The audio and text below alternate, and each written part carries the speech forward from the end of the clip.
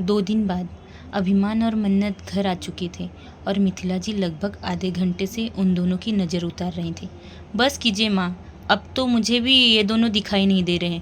किसी और की नज़र क्या ही लगेगी, अभिमन्यु ने कहा। चुप कर, तुझे क्या पता इन सब के बारे में। बेटा मन्नत, अब तुम इसे लेकर कमरे में जाओ, मिथिला जी ने कहा तो मन्नत उसे कमरे में ले आई और अभिमान के पास ही बैठ गई। मेरे पास बैठकर टाइम पास क्यों कर रही हो? कॉलेज नहीं जाना है क्या तुम्हें? उसकी बात सुन मन्नत हैरानी से उसे देखती है। आप? जा सकती हो, अब सब कुछ क्लियर हो चुका है, अभिमान ने कहा तो मन्नत खुशी से उसे गले लगाने के लिए आगे बढ़ी। ये देख अभिमान समझ गया कि वो उसके पास नहीं आएगी, इसलिए अभिमान ने ही उसे अपनी बाहों में ले लिया। थोड़ी ही देर में अभिमन्यु ने मन्नत को कॉलेज ड्रॉप कर दिया और मन्नत चुपचाप जाकर अपने क्लास में बैठ गई। तभी उसकी नज़र कुछ लड़कों पर गई जो उसे ही घूर रहे थे। ये देख मन्नत ने आंखें छोटी करते हुए अपने टॉप के अंदर छुपा हुआ मंगलसूत्र बाहर निकाल लिया। ये देख वो लड़के हैरान हो गए और उसके बाद दोबारा उन्होंने मन्नत को नहीं घूरा। तभी टीचर क्लास में आ गई और उन्होंने सभी को एक नए प्रोजेक्ट के बारे में बताया। उसके लिए पूरी क्लास को ग्रुप्स में डिवाइड किया जाएगा। ये ग्रुप 2 लोगों का होगा। मन्नत का नाम एक लड़के धनंजय ग्रेवाल के साथ आया। सभी स्टूडेंट वहाँ से निकलकर बाहर आ जाते हैं और मन्नत चुपचाप जाकर स्टेयर्स पर बैठ जाती है। धनंजय, मुझे तुम्हारे साथ प्रोजेक्ट बनाना है। मैं कुछ नहीं जानती, तुम जाकर उस लड़की को मना कर दो। इतना कहकर वो लड़की, जो कि धनंजय की गर्लफ्रेंड थी, मुंह फेर कर खड़ी हो जाती है। तुम चिंता मत करो बेब, मैं उस जूनियर को मना लूँगा, धनंजय ने कहा। मन्नत उन दोनों की बातें सुन रही थी। तभी धनंजय उसकी तरफ आ जाता है, पर इससे पहले वो कुछ बोलता मन्नत बोल पड़ी। कोई बात नहीं, मुझे बिरयानी में इलायची बनने की शौक़ नहीं है। आप जाइए, अपनी गर्लफ्रेंड को कंपनी दीजिए प्रोजेक्ट बनाने में। उसकी बात सुन धनंजय हैरान हो गया। सॉरी, मैंने आपकी बात सुन ली थी। आप बना लीजिए उनके साथ प्रोजेक्ट, मन्नत ने कहा। Are you sure? मतलब तुम्हें कोई प्रॉब्लम तो नहीं होगी बिना पार्टनर के? धनंजय ने पूछा। नहीं यार, आप जाओ, मुझे तो आदत सी हो गई है प्रॉब्लम की। आगे की बात उसने धीरे से कही थी ताकि धनंजय सुन न पाए। प्लीज़ किसी बात का बुरा मत मानिएगा, वो मेरी गर्लफ्रेंड है, धनंजय ने कहा। क्यों, आप डरते हो? मन्नत ने पूछा। कुछ ऐसा ही समझ लो, प्यार किया तो डरना कैसा। और उससे नहीं, उसे खोने के ख्याल से डरता हूँ। वो बहुत बड़ी फैमिली से है, इसलिए मुझे डर लगता है कि कहीं उसके परिवार वाले हमें अलग न कर दे, धनंजय ने कहा। प्यार अगर सच्चा है तो चाहे कितनी भी बाधाएं आएं, अंत में कृष्ण जी एक कर ही देते हैं, मन्नत ने कहा। तुम काफ़ी अच्छी हो जूनियर, सब यही कहते हैं। अब तो सोच रही हूँ माथे पर लिखवा लूँ, मन्नत ने कहा तो धनंजय और वो दोनों साथ में हंस दिए और फिर वो वहाँ से चला गया। तभी अचानक ही किसी ने मन्नत का हाथ जोर से पकड़ लिया। मन्नत ने पीछे देखा तो अभिमान गुस्से में खड़ा उसे ही घूर रहा था। गैर मर्दों से बात करने की इजाज़त नहीं दी है मैंने तुम्हें, और इतना हंसने की तो बिल्कुल भी नहीं, अभिमान ने दांत पीसते हुए कहा। हंसने या बोलने के लिए मैं आपकी इजाज़त मांगूंगी? आपकी बीवी हूँ, गुलाम नहीं हूँ। लिमिट में रहिए, मन्नत ने उसे घूरते हुए कहा। क्या बात कर रही थी उससे? अभिमान ने गुस्से में उसके चेहरे को पकड़ पूछा। मैं आपको बताना ज़रूरी नहीं समझती, समझी, कहते हुए मन्नत वहाँ से जाने लगती है, पर तभी अभिमान उसे अपनी गोद में उठा लेता है। तुम्हें मेरा हक याद दिलाना ही पड़ेगा, कहते हुए अभिमान उसे लेकर गाड़ी की तरफ बढ़ गया। दिव्या को लेकर घर चले जाना, अभिमान ने ड्राइवर से कहा और मन्नत को गाड़ी में लेकर बैठ गया। मन्नत और अभिमान इस वक्त कार में थे और मन्नत की आंखों में मोटे मोटे आंसू थे, क्योंकि अभिमान ने उसके पूरे शरीर पर किस और बाइट किया था, जिसकी वजह से उसे बहुत दर्द हो रहा था। अभिमान अपने फ़ोन में कुछ कर रहा था। उसके कानों में लगातार मन्नत के सिसकने की आवाज़ें आ रही थीं, पर आज वो उसे चुप भी नहीं करा रहा था। गाड़ी रुकती है और मन्नत बिना कुछ बोले फ़ौरन कार से उतरकर अंदर चली जाती है। अभिमान भी उसके पीछे पीछे जाता है, लेकिन वो कमरे में ना जाकर सीधे स्टडी रूम में चला जाता है। वहीं मन्नत रोते हुए अपने पांडा वाले टेडी को अपनी बाहों में भरकर रोने लगती है। अब मैं उनसे कभी बात नहीं करूँगी, बात तो दूर देखूँगी भी नहीं, बहुत गंदे हैं वो, मैं बहुत जल्द यहाँ से चली जाऊँगी। बोलते हुए मन्नत का रोना और भी ज़्यादा बढ़ गया। रात का वक्त, सभी लोग इस वक्त डाइनिंग टेबल पर बैठे हुए थे। तभी अभिमान वहाँ आ जाता है और हेड चेयर पर बैठ जाता है। वो हर तरफ देखता है, लेकिन उसे मन्नत कहीं नज़र नहीं आती। ये देख वो गुस्से में अपनी मुट्ठियाँ भींच लेता है। मैं उसे लेकर आता हूँ, कहते हुए अभिमान चेयर से उठने लगता है, लेकिन तभी उसकी नज़र सीढ़ियों से चुपचाप नीचे आ रही मन्नत पर पड़ती है और उसे देख वो कुछ नहीं बोलता, लेकिन मन्नत की सूजी हुई आंखें उससे देखी नहीं जा रही थी। मन्नत, आप ठीक तो है ना? मिथिला जी ने उसे और अभिमान को देखते हुए पूछा। जी दीदी, मैं बिल्कुल ठीक हूँ, हम खाना खाते हैं, मन्नत ने सिर झुकाए हुए ही कहा। लेकिन उसे इतना शांत देख सब समझ गए थे कि ज़रूर उसके और अभिमान के बीच कुछ तो ज़रूर हुआ है। अच्छा, वैसे तुम दोनों ने कल की पैकिंग कर ली है ना? मिथिला जी ने जन्नत और मन्नत से पूछा।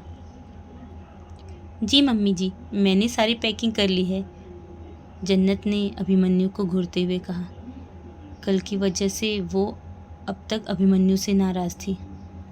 और तुमने मन्नत? मिथिला जी ने उसकी तरफ देखकर कहा। मैं आज रात को कर लूँगी, सुबह कॉलेज की वजह से टाइम नहीं मिला, मन्नत ने धीरे से कहा। जल्दी कर लेना बेटा, सुबह आपको जाना भी है, मिथिला जी ने सिर हिलाते हुए कहा। तुम कहाँ जा रही हो? अभिमान ने सर्द आवाज़ में पूछा, तो मन्नत ने कोई जवाब नहीं दिया। ये देख अभिमान को उस पर बहुत गुस्सा आ रहा था। आप इन्हें कहाँ भेज रही हैं माँ? अभिमन्यु ने पूछा। अरे पगली, मैं नहीं भेज रही, पगफेरे की रस्म के लिए इन्हें इनके मायके जाना है, मिथिला जी ने मुस्कुराते हुए कहा। तुम कहीं नहीं जाओगी, अभिमान ने गुस्से में मन्नत को घूरते हुए कहा। लेकिन मन्नत ने ना तो सर उठाकर उसे देखा और ना ही कोई जवाब दिया। ये क्या बात हुई? वो क्यों नहीं जाएगी अपने घर? ऐसी बात नहीं करते अभिमान, मिथिला जी ने उसे घूरते हुए कहा। और कितने दिनों के लिए जाएंगी ये? अभिमन्यु ने पूछा। कम से कम 2-3 महीने तो रुकेंगी ना, मिथिला जी ने कहा। तो अभिमन्यु और अभिमान दोनों की आंखें बड़ी हो गई। ये देख मिथिला जी हंस दी। शक्लें देखो दोनों अपनी। अरे 2 दिन की बात है, बस डरो मत, बीबियाँ मिल जाएंगी तुम्हें वापस।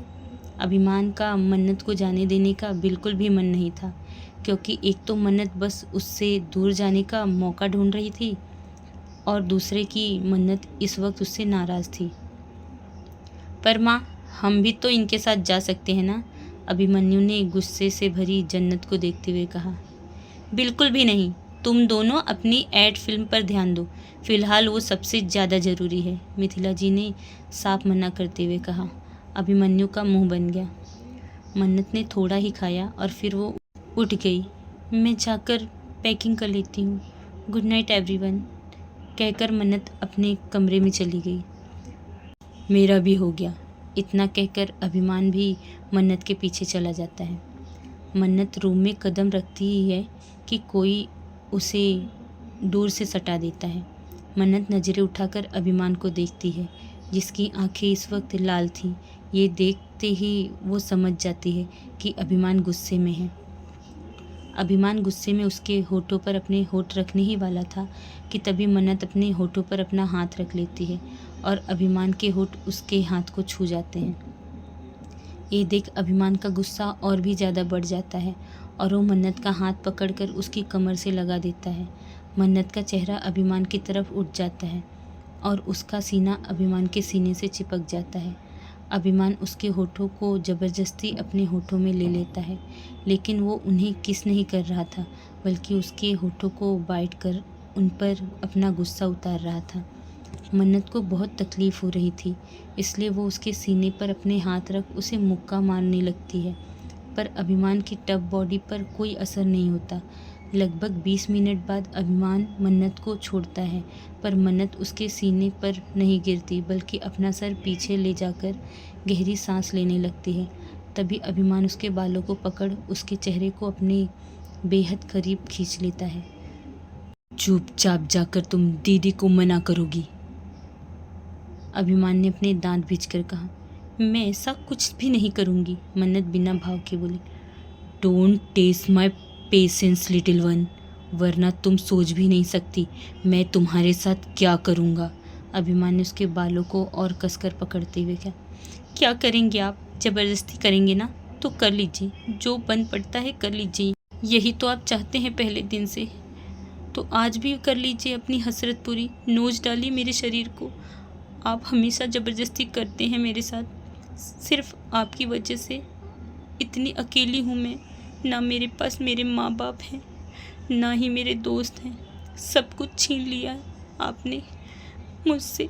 आई हेट यू अभिमान, आई हेट यू, कहते हुए मन्नत ने उसे खुद से दूर कर दिया और वो रोने लगी। उसके मुंह से रक्षित का नाम सुन मानो अभिमान के गुस्से की सारी सीमा ही टूट गई। उसने साइड टेबल पर रखा सारा सामान एक झटके से उठाकर फेंक दिया और फिर ऐसे ही वो रूम का सारा सामान तोड़ने लगा। उसका ये गुस्सा देख मन्नत घबरा गई, इसलिए वो जाकर बिल्कुल दीवार से सट गई। उससे ये सब देखा नहीं जा रहा था और फिर सारा सामान तोड़ने के बाद उसने एक झटके से मन्नत को खड़ा किया और उसके बालों को अपनी मुट्ठी में भर लिया, जिससे मन्नत चीख पड़ी क्योंकि उसे बहुत दर्द हो रहा था। तुम्हें मेरा तुम्हारे पास आना अच्छा नहीं लगता ना, इसीलिए जा रही हो ना मुझसे दूर? तो ठीक है, जाओ जहाँ जाना है, आई डोंट केयर। मेरे पास इतना टाइम नहीं है कि मैं तुम्हारे सारा दिन बैठकर कन्विंस करूं। जो मर्जी हो करो, जहाँ जाना है जाओ, और मन हो तो कभी मत लौट के आना, तुम्हें ढूंढने नहीं आऊँगा मैं, कहते हुए अभिमान मन्नत को झटक देता है और मन्नत ज़मीन पर गिर जाती है और उसके सिर पर टेबल का कोना लग जाता है। लेकिन अभिमान उसे इग्नोर कर गुस्से में अपनी कार लेकर घर से बाहर चला जाता है।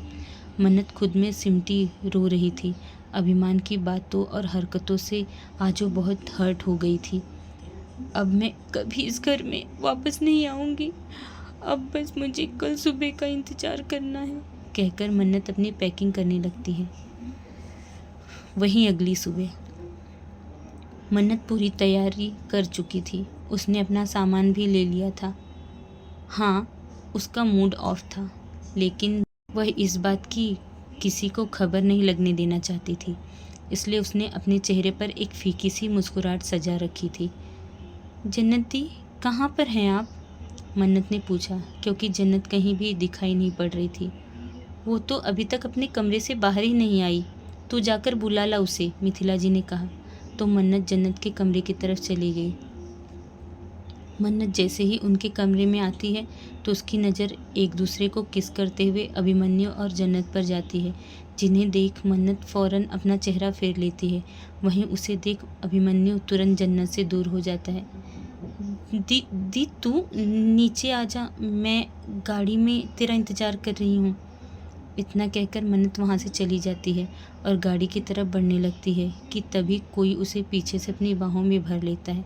लेकिन मन्नत कुछ रिएक्ट नहीं करती, क्योंकि वो समझ चुकी थी कि ये कोई और नहीं अभिमान है। प्लीज़ मत जाओ ना मुझे छोड़कर, अभिमान ने उसके कान पर किस करते हुए कहा। तो अगले ही पल मन्नत की आंखें बड़ी हो गई और वो फ़ौरन अभिमान की तरफ पलटी और अभिमान सीधा उसके सीने से लग गया। उसके बाल बिखरे हुए थे, कपड़े भी मैसी थे और कदम भी लड़खड़ा रहे थे। तभी मन्नत उसे ना संभालती तो शायद अभिमान गिर जाता। आपने ड्रिंक की है? मन्नत ने उसके गाल पर हाथ रखकर पूछा। That is for today guys, आज का चैप्टर कैसा लगा कमेंट्स बॉक्स में ज़रूर बताइएगा। लाइक कीजिए, शेयर कीजिए और सब्सक्राइब करना मत भूलिएगा। जो नए हैं मेरे चैनल पे सब्सक्राइब कर दीजिए ताकि आपको आगे के चैप्टर्स के अपडेट मिलते रहें। सो बाय बाय, गुड नाइट।